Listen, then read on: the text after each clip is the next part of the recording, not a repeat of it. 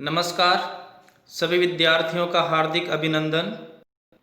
पिछले वीडियोज में हमने अभिज्ञान शाकुंतलम का सामान्य परिचय, शकुंतला का चरित्र चित्रण, दुष्यंत का चरित्र चित्रण और अभिज्ञान शाकुंतलम में प्रकृति चित्रण का अध्ययन किया है। आज हम अभिज्ञान शाकुंतलम के पात्रों का सामान्य परिचय और इसका मंगलाचरण पढ़ेंगे। अब इसके ये जो अभिज्ञान शाकुंतलम है, इसके रचयिता है महाकवि कालिदास। अभिज्ञान शाकुंतलम के रचयिता महाकवि कालिदास है। इस अभिज्ञान शाकुंतलम में कुल 7 अंक हैं। कुल 7 अंक हैं।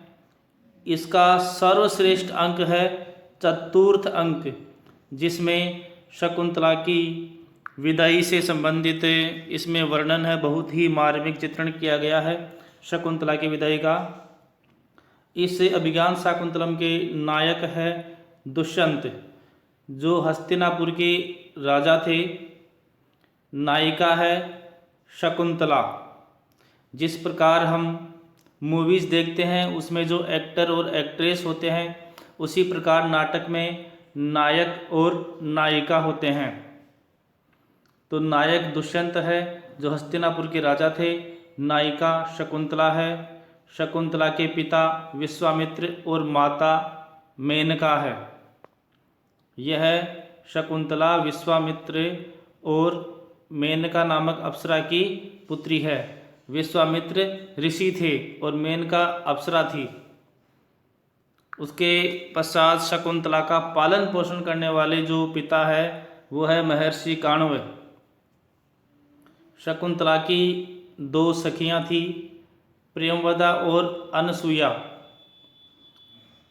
इसमें जो विदूषक है, जो हास्य पात्र होता है, हंसाने वाला सभी को, वह विदूषक है माधव्य या माधव्य, जो नायक का मित्र रहता है।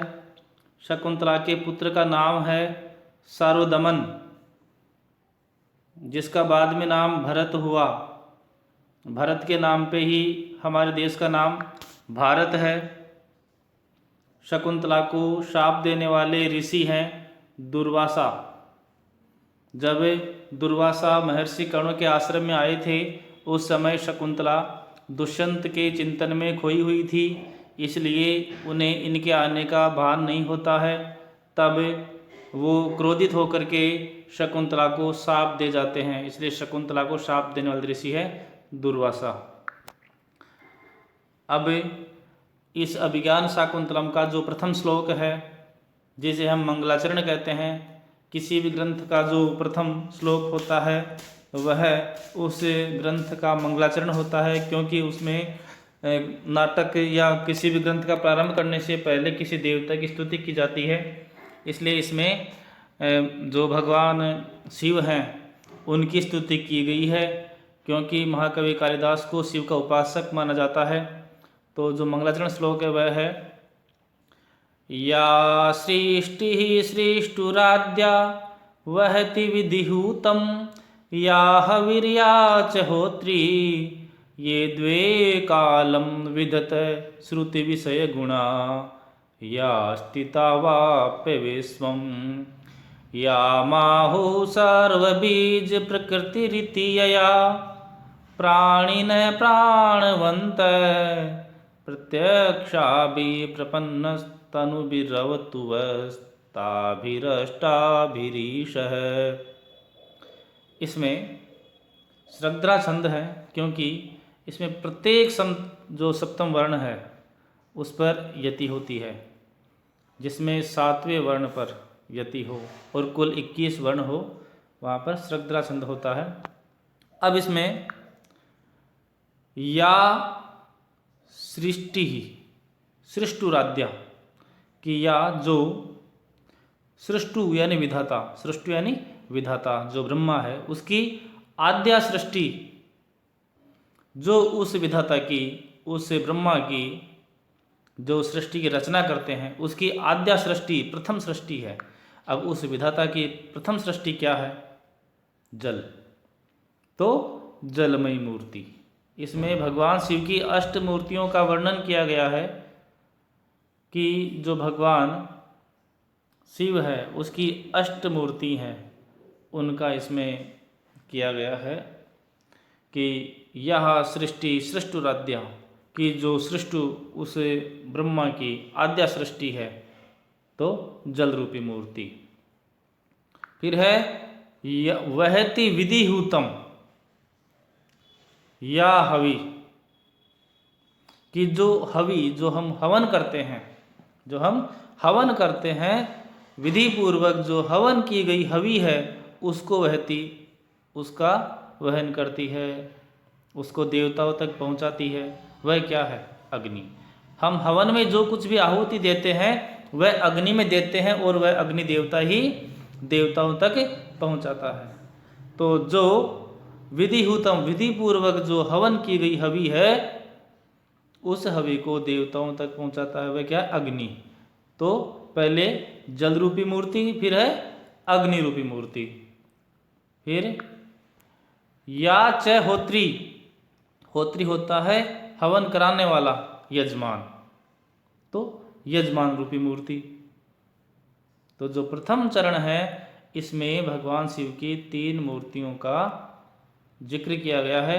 पहला जल की जो विधाता की प्रथम सृष्टि है, दूसरा जो हवि को देवताओं तक पहुंचाता है यानी अग्नि रूपी मूर्ति, और तीसरा होत्री यजमान रूपी मूर्ति। इस प्रकार प्रथम चरण में भगवान शिव की 3 मूर्तियों का जिक्र है। उसके बाद में ये द्वे कालम विदत है, जो दोनों कालों का निर्माण करने वाले हैं यानी सूर्य और चंद्रमा। ये द्वे कालम विदत है, जो दोनों कालों का विधान करने वाले हैं, तो सूर्य और चंद्रमा रूपी मूर्ति। तो 3 ये और 2 ये 5 मूर्तियों का यहाँ तक है। उसके बाद में है श्रुति विषय गुणा या स्थिता वाप्य विश्वम, कि जिसका शब्द गुण है। श्रुति विषय, श्रुति होता है जो श्रवण योग्य है यानी कि जो कान है, तो जो कानों से हम शब्दों को सुनते हैं, तो जिसका शब्द गुण है, तो शब्द गुणकम आकाशम, आकाश का गुण होता है शब्द। या स्थिता वाप्य विश्वम, जो संपूर्ण विश्व को व्याप्त किए हुए है, वह आकाश रूपी मूर्ति। जिसका शब्द रूपी गुण है, शब्द गुणकम आकाशम, और जो संपूर्ण विश्व को व्याप्त किए हुए है, तो आकाश रूपी मूर्ति। यहाँ तक 6 मूर्तियों का निर्देश है। पहले जल, फिर अग्नि, फिर यजमान, फिर सूर्य और चंद्रमा, जो दोनों कालों का विधान करते हैं, और ये हो गई आकाश रूपी मूर्ति। 6 मूर्तियाँ, सूर्य और चंद्रमा, 2 ये, 3 ये, 5 और ये 6। इस प्रकार 6 मूर्तियों यहाँ पे आगे।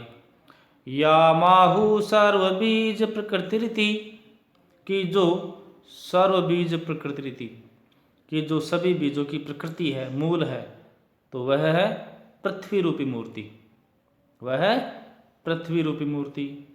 फिर यया प्राणिनः प्राणवंत है, जिससे सभी लोग प्राण धारण करते हैं, वह वायु रूपी मूर्ति। यह पृथ्वी रूपी मूर्ति और यह वायु रूपी मूर्ति, कि जो सभी बीजों की प्रकृति है, जो सभी को धारण करती है, वह है पृथ्वी रूपी मूर्ति। यया, जिसके द्वारा प्राणिनः प्राणवंत है, जिसके द्वारा प्राणी प्राण धारण किए हुए हैं, वह वायु रूपी मूर्ति। इस प्रकार भगवान शिव की 8 मूर्तियों का इसमें स्तुति की गई है।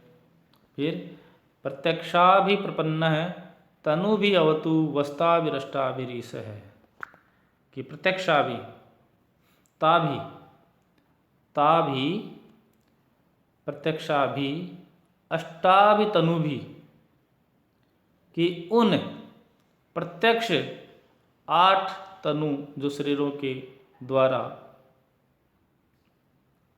प्रपन्न है, युक्त, उन प्रत्यक्ष 8 अष्टाभि 8 तनु भी तनुओं से प्रपन्न है, युक्त वह है। तुम्हारी, कि जो दर्शक हैं उनकी। ईश है अवतु, वह ईश्वर सर्वव्यापी जो भगवान शिव है वह अवतु रक्षा करे तुम दर्शकों की, वह भगवान शिव रक्षा करे, अवतु रक्षा करें।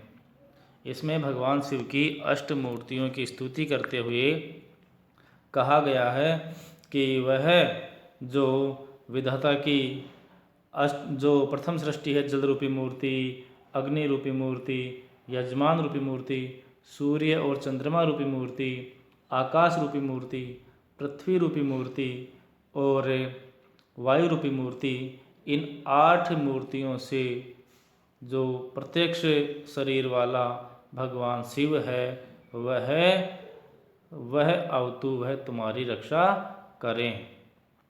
कई बार परीक्षा में पूछ लिया जाता है कि भगवान शिव की अष्ट मूर्तियों के नाम लिखिए, तो आप जल, अग्नि, यजमान, सूर्य चंद्रमा, आकाश, पृथ्वी और वायु, ये 8 नाम आपको लिखना होगा। धन्यवाद।